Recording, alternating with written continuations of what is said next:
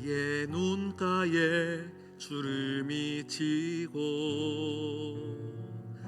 눈물이 많아졌습니다. 잠시 눈 감고 뜬 것 같은데 어느새 여기 있습니다. 가슴 아픈 날도 많았었고 기쁜 날도 있었습니다. 짧은 여정을 뒤돌아보니 하나님의 은혜입니다. 지금까지 나의 여정은 모두 하나님의 은혜라. 지금까지 나의 모든 여정 인도하셨네.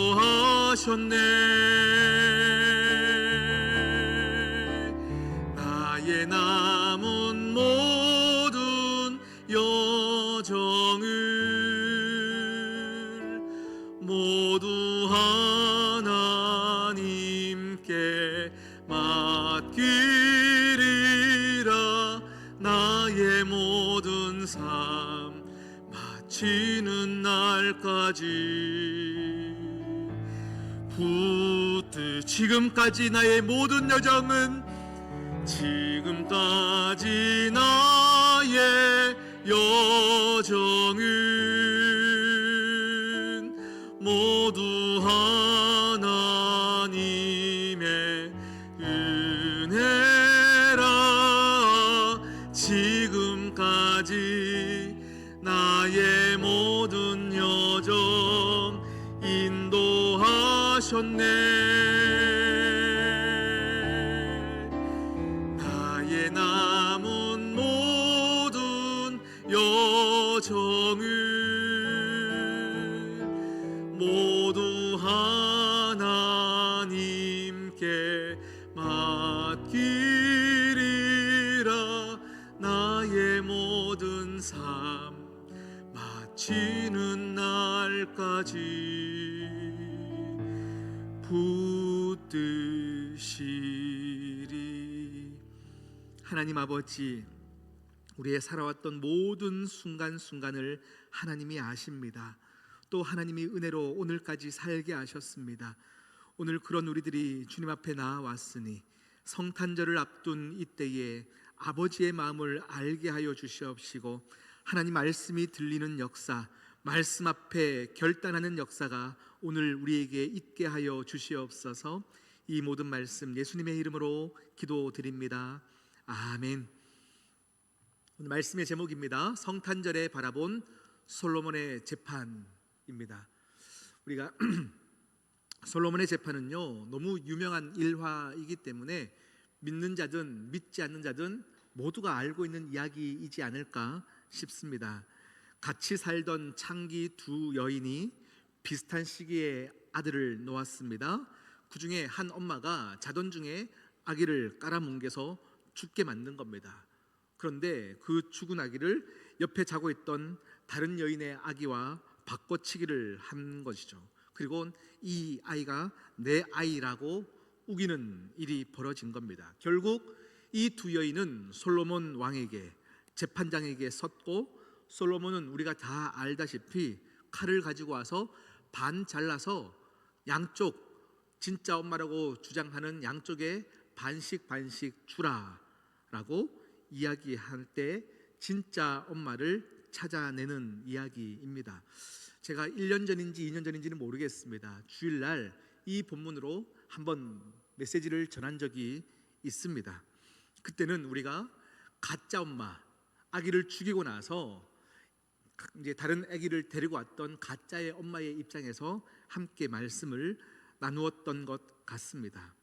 그런데 여러분, 솔로몬은요 지혜의 왕입니다. 하나님께서 지혜를 주신 왕입니다. 각자의 이야기를 듣다 보면 누가 진짜인지 누가 가짜인지 반드시 분명히 드러나게 되어 있습니다. 제가 지금 편의상 가짜 엄마라고 얘기할게요. 이 나쁜 엄마죠. 가짜 엄마가 왕 앞에서 진술하는 내용이 20절 본문인데요. 20절의 진술만 봐도 이 사람이 가짜다라는 것을 알 수 있습니다. 20절 말씀 한번 볼까요? 시작. 그가 밤중에 일어나서 이 여종 내가 잠든 사이에 내 아들을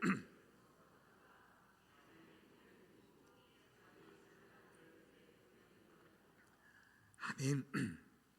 이 여인이 하는 말에 거짓 정황이 담겨져 있습니다. 그녀는 자신이 자는 사이에 일어났던 일을 본인이 목격한 것처럼 소상히 설명하고 있습니다. 내가 자는 사이에 저 여인이 이렇게 바꿔치기 하였고요, 이렇게 얘기하고 있는 겁니다. 분쟁이 생기자 방귀 낀 놈이 성낸다고요, 자신이 저질렀던 악행과 죄악을 상대방에게 다 뒤집어 씌우고 있는 겁니다. 그래서 제가 예전에 설교할 때 이렇게 제가 이야기를 했던 것 같습니다. 자녀가 깔아 뭉개지는 것조차 느끼지 못하고 잠든 생명에 대한 둔감함과 미련스러움이 이 여인에게 있었다.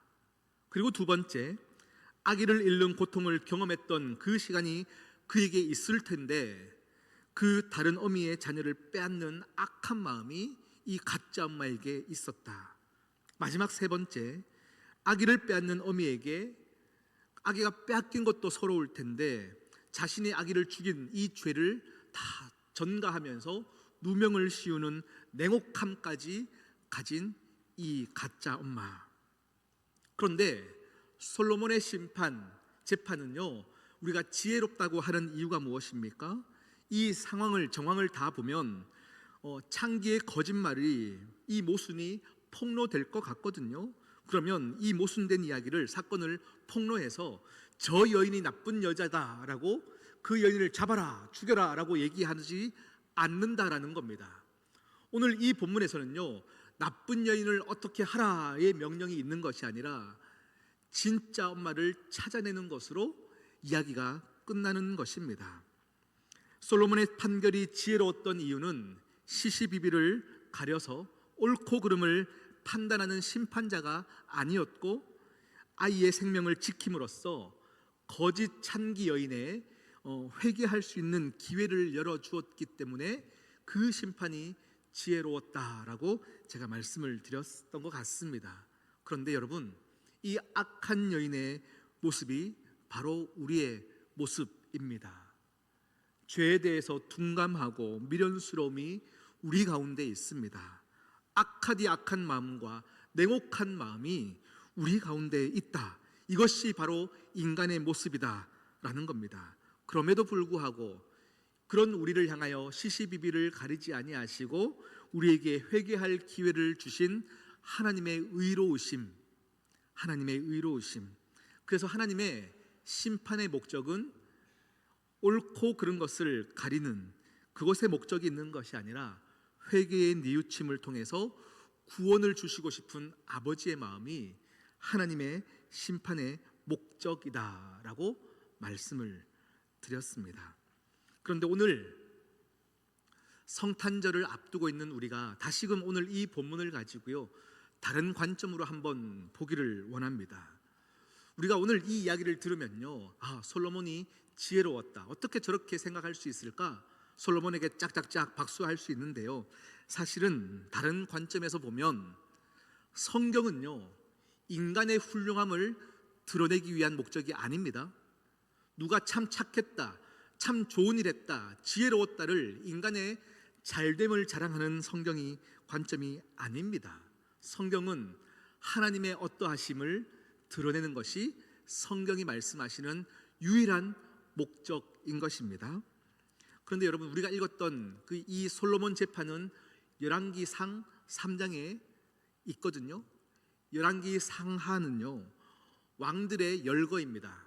이 왕이 이스라엘의 왕이 되었을 때 어떤 일을 하였고, 왕으로 시작해서 왕으로 끝나는데요, 결국 왕들의 죄 때문에 타락에 대한 이야기로 이 나라가 멸망했다는 것을 열왕기 상하가 드러내고 있는 겁니다. 그런데 여러분, 우리가 먼저 오늘 말씀을 듣기 전에 우리가 꼭 알아야 될 것이 있습니다. 이 열왕기 상하를 누군가는 썼을 겁니다. 어떤 저자가 이 열왕기 상하를 쓸 때 이 책을 쓰는 목적이 있을 거 아닙니까? 제1독자가 누구였냐 하면요, 열왕기의 목적은 포로 귀환하는 이스라엘 백성들입니다. 포로에 잡혀갔다가 70년 뒤에 귀환하는 그들에게 너희가 너희 죄 때문에 우리가 나라가 망했고 70년 동안 바벨론에 잡혀갔다가 돌아오는 것이니 우리 믿음의 선조들, 과거의 왕들의 사건들을 열거하면서 다시는 역사의 과오를 우리가 똑같이 겪지 말자, 이런 목적으로 열왕기 상하를 썼다라는, 그니 1독자가 누구라고요? 포로에서 돌아오는 이스라엘 백성들입니다. 그들을 향해서 오늘 솔로몬 재판의 이야기가 왜 들어갔느냐, 이것을 한번 보기를 원합니다. 이것을 보기 위해서는요, 먼저 그 당시에 정치적으로 역사적인 배경을 우리가 알아야 합니다. 오늘 열왕기상 3장의 첫 1절은 이렇게 시작합니다. 우리 함께 읽어볼까요? 시작. 솔로몬이 애굽의 왕 바로와 더불어 혼인 관계를 맺어 그의 딸을 맞이하고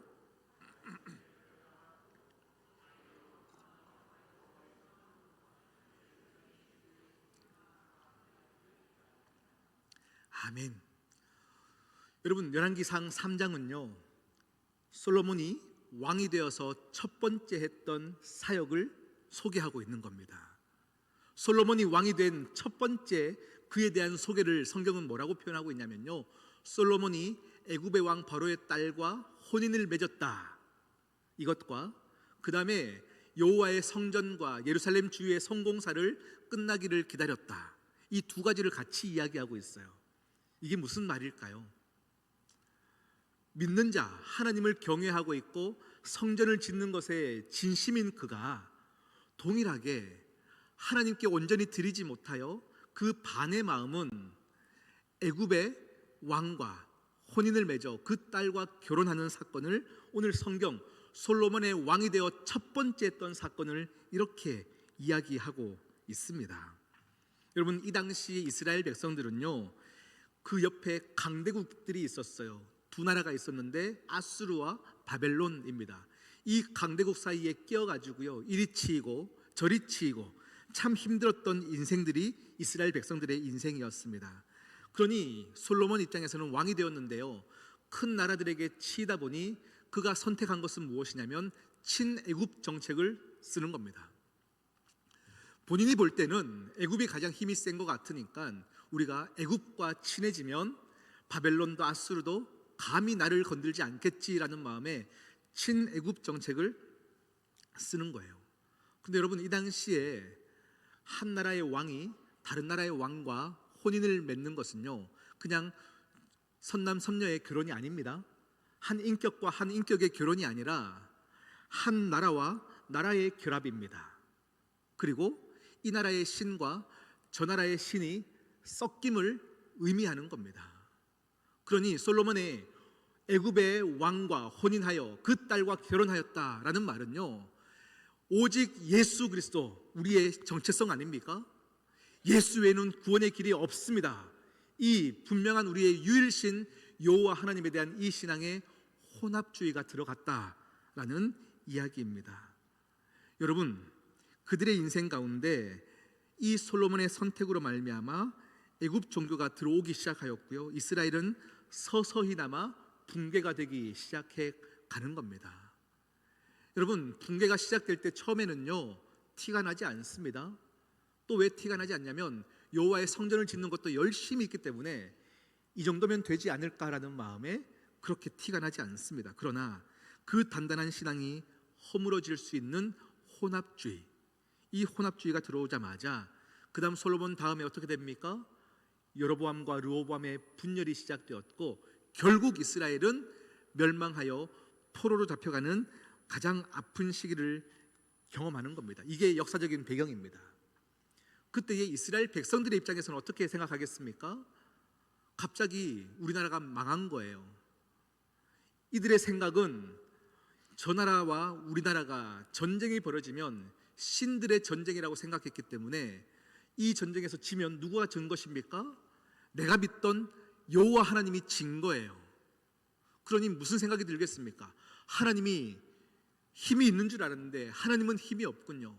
또 포로로 잡혀갈 때는 하나님이 나를 사랑하신다 했는데 나를 잊으셨군요. 버리셨군요.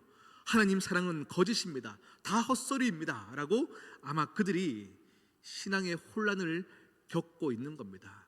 하나님에 대하여 시각이 뒤틀려 버린 것입니다.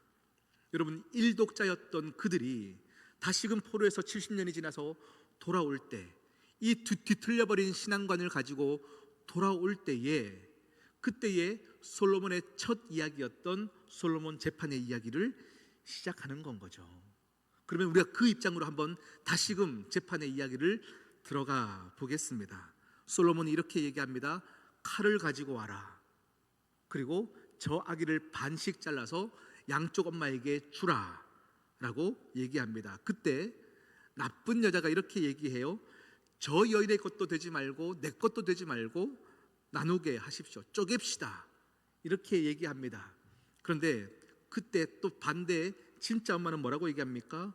울부짖으면서 이렇게 얘기합니다. 26절 한번 읽어볼까요? 26절입니다. 함께 읽겠습니다. 시작.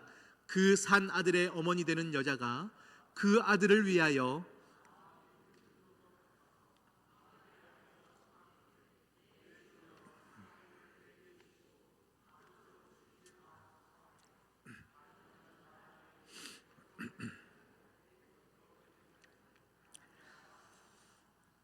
아멘. 오늘 진짜 엄마는 이렇게 얘기합니다. 내 마음이 불붙는 것 같아서, 내 마음이 불붙는 것 같아서. 여러분, 이 불붙는 것 같다라는 이 문장이요, 히브리 단어로 보니까 한 단어예요. 짧은 한 단어로 표현되어 있습니다. 히브리 단어로 뭐라고 표현되어 있냐면 라함이라는 단어를 쓰고 있습니다.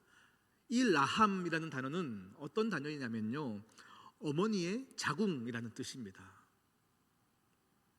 보통 어떤 여인들의 자궁이 아니라요, 이 라함이라는 단어에 되게 특별한 특징이 있다면 어머니의 자궁이라고 표현되고 있습니다. 무슨 뜻입니까? 모성의 가장 핵심적인 이 자궁에 그 모성을 일으키는 불붙는 것 같은 마음으로 지금 이 살아있는 진짜 엄마가 이제 이렇게 제안하는 겁니다. 내 주여, 이 산의 아이를 그냥 저 엄마에게 주어서 이 아이를 죽지 않게 하옵소서. 죽지 않게 하옵소서. 그러니 오늘 여러분, 이 솔로몬의 재판은요, 야, 솔로몬 지혜롭다, 이것에 관점이 있는 것이 아닙니다. 오늘 이 솔로몬의 재판을 통해서 우리가 꼭 알아야 될 것은 무엇이냐면 누가 진짜 엄마냐, 이걸 판결하는 것이 아닙니다.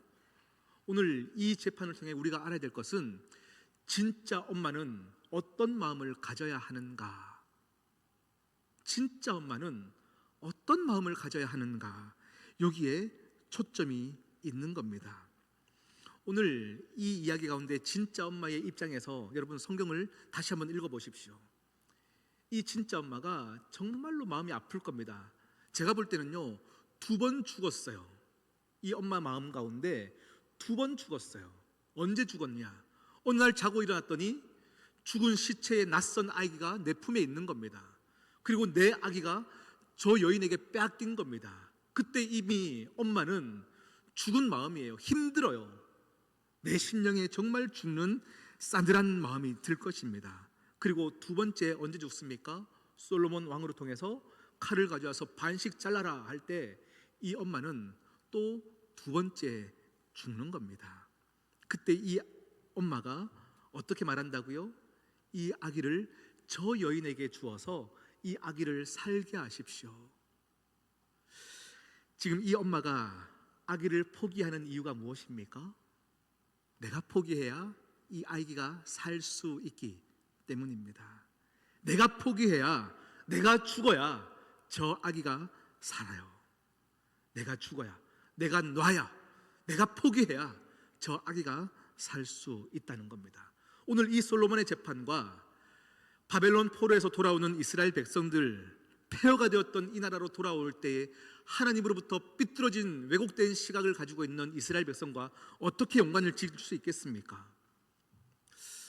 여러분, 호세아 11장 8절 말씀을 보면요, 이런 말씀이 있습니다. 제가 읽어드릴게요. 에브라임이여, 내가 어찌 너를 놓겠느냐? 이스라엘이여, 내가 어찌 너를 버리겠느냐?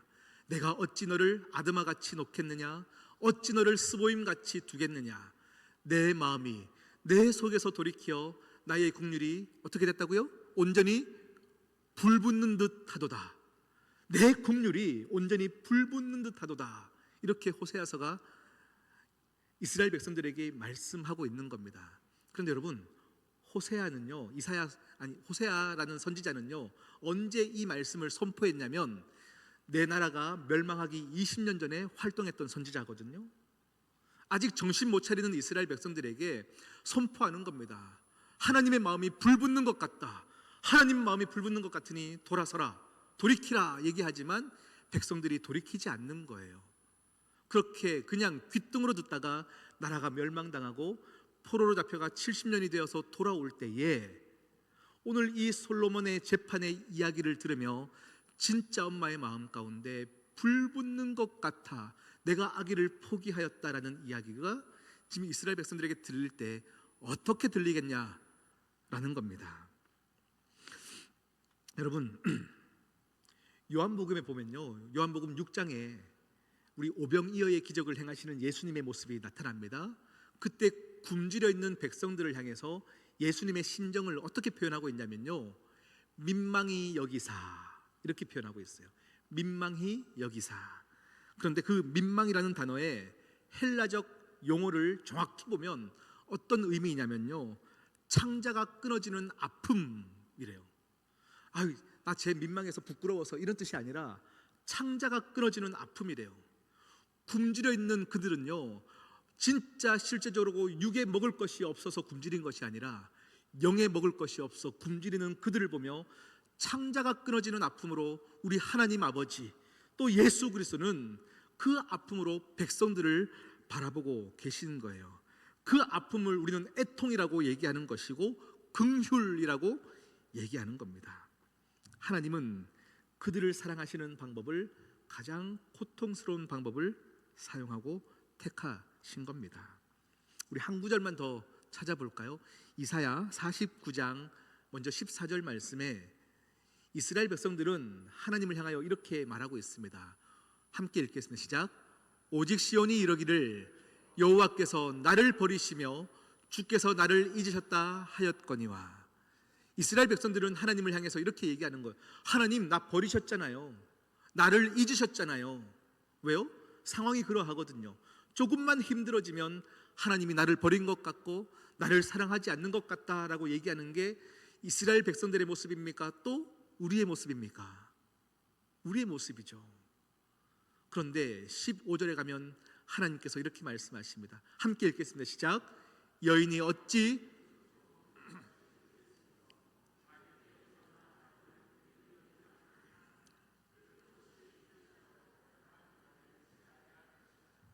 아멘. 여기 지금 젖먹이와 어머니의 관계를 통해서 하나님의 마음을 전하고 있는 겁니다. 그들이 혹시 나를 잊을지라도 어머니는 젖먹이를 잊을 수 없다. 나는 이스라엘을 절대 잊지 못한다. 이 이야기를 하고 있는 겁니다. 이 가슴 아픈 이야기를 왜 하나님께서 이스라엘 백성들, 포로에서 돌아오는 백성들에게 이야기하고 있겠습니까?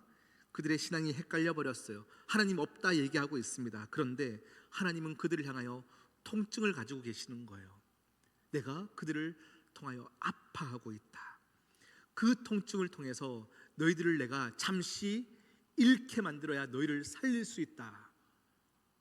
그래서 70년의 포로 생활들을 허락하셨다라고 말씀하고 있는 겁니다.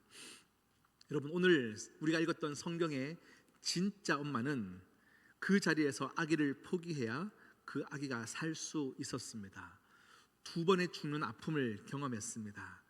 그렇다면 하나님께서 그 가슴 아픈 사랑이 우리 인생 가운데 가장 절정으로 피어난 현장이 어디이겠습니까? 우리 하나님 아버지께서 두 번 죽으신 사건이 무엇이겠습니까? 제가 볼 때 첫 번째가 바로 성탄절입니다. 이 성탄절, 돌이키지 않는 우리를 향해서 우리 하나님께서 독생자 예수 그리스도, 그 예수 그리스도를 이 땅에 성육신하여 보내시기로 작정하신 날은 우리에게는 기쁨이요 감사의 날이지만 하나님 입장에서 자신을 죽이신 사건입니다. 그런데 우리는 지금 그 성탄절일 우리에게 가장 화려하게 보내고 있지는 않냐라는 거예요. 이 솔로몬 재판을 통하여서 하나님께서 우리를 향해서 어떻게 죽기로 작정하셨는지를 여러분, 그 감사, 감격이 우리 안에 새롭게 회복되어야 합니다. 그리고 하나님의 두 번째 죽으신 그 사건이 무엇입니까?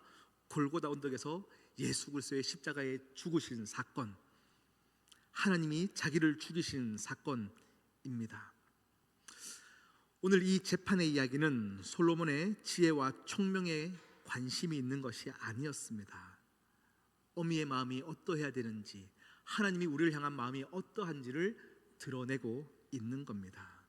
하나님 스스로를 죽이셔야 우리를 살릴 수 있기에 하나님이 스스로 포기하신 이 사건이 우리에게 오늘 감격되기를 축복합니다.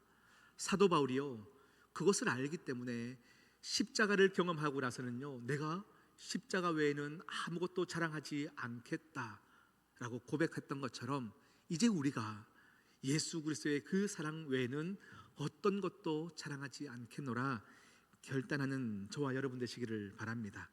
우리 함께 찬양할 텐데요, 여러분, 우리의 인생을 살다 보면요, 좋고 싫은 일들이 있습니다. 그런데 그것과 상관없이 온전히 덮여지는 은혜가 있습니다. 하나님의 은혜였습니다. 오늘 그 은혜를 우리가 진짜 고백하기를 원합니다. 지금까지 나의 여정은 모두 하나님의 은혜라. 지금까지 나의 모든 여정, 나의 남은 모든 여정은, 모든 여정은 모두 하나님께 맡기리라. 나의 모든 삶 마치는 날까지. 지금까지 나의 여정은, 지금까지 하나님이 우리를 의롭게 여겨주심이었고 하나님 스스로를 죽이신 사건으로 우리가 살았습니다. 모든 것이 하나님의 은혜였습니다. 지금까지 나의 모든 여정 인도하셨네. 나의 남은 모든 여정은 모두 하나님께, 나의 모든 삶 마치는 날까지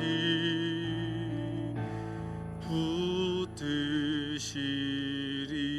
지금까지 지내온 것 주의 크신 은혜라. 한이 없는 주의 사랑 어찌 이루 말라. 자나깨나 주의 손이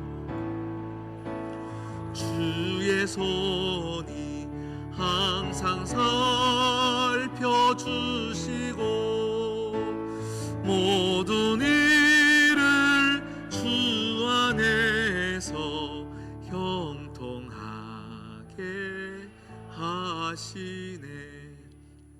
우리 시간 성탄절을 맞이할 이 때에 솔로몬의 재판, 이 재판을 통하여 하나님의 마음을 알기를 원합니다. 하나님의 온전한 사랑을 여러분 경험하기를 원합니다. 자신을 내어줘 죽음으로 이끄시면서 우리를 살려주셨습니다. 내가 죽어야 아기가 살 수 있는 것을 우리 부모님이 아신 것처럼 하나님이 그러셨던 것 같습니다. 이 시간 여러분 이 시간 기도하실 때에 하나님, 성탄절을 앞두고 있는 우리가 하나님의 마음을 헤아릴 수 있도록 은혜 더하여 달라고 이 시간 함께 기도하시겠습니다. 기도합니다.